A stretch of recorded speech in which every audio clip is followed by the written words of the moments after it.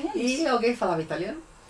Então, a minha mãe conta pra nós que a minha avó evitava falar italiano.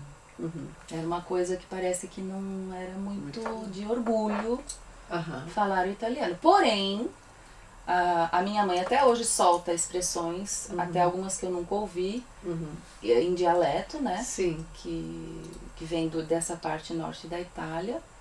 Algumas a gente dizia quando era criança, todo mundo na família, todos os primos, que é uma família bem grande, acho que só de primo deve ter uns 40, 45, só de primo.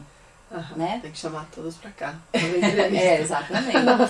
Então, a gente. E aí eles já reproduziram, né? Já tem suas famílias, cada um com 3, 4, 2, 1 filho, imagina. Então festa de todo mundo já não, a gente fez recentemente uma. Foi bem interessante. Tem que alugar um lugar. Uma chácara, tem que alugar pra caber todo mundo. Então, essas coisas que eram ditas, a gente achava que era português. Olha. Vou dar um exemplo bem simples, o centani.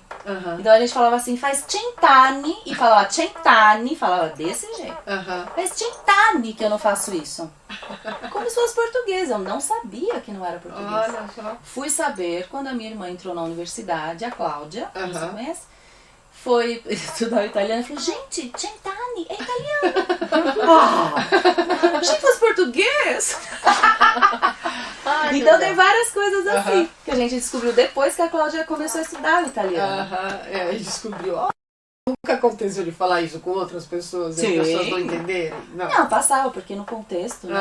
Dá pra entender, ninguém percebe. Mas com a minha mãe é interessante, porque ela solta até hoje essas expressões e coisa e tal, e a gente fala assim, mas o que quer dizer, mãe? Ela não sabe.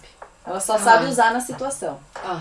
Ela não sabe traduzir. Não sabe traduzir ao pé da letra, que é cada elemento, não sabe nada disso, mas ela sabe usar na situação. A coisa que significa, que sabe, significa então, sim, o conjunto. Mas não sabe analisar todas as partes. Não sabe separar, tipo assim, né? Olha que interessante. É bem oral mesmo.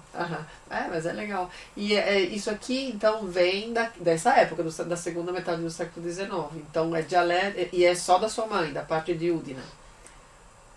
Não, acho que não, porque a gente tinha muito contato com esse nosso avô paterno, que ele era muito carinhoso com a gente, né, o vô Savério, e ele falava também várias coisinhas assim com a gente, dos dois lados. Então, tinha também no caso dele vem da calada. Mas eu não saberia te dizer o que é. Centani, por exemplo, é normal mesmo. Todo mundo fala. Isso não é nem de cá nem de lá, mas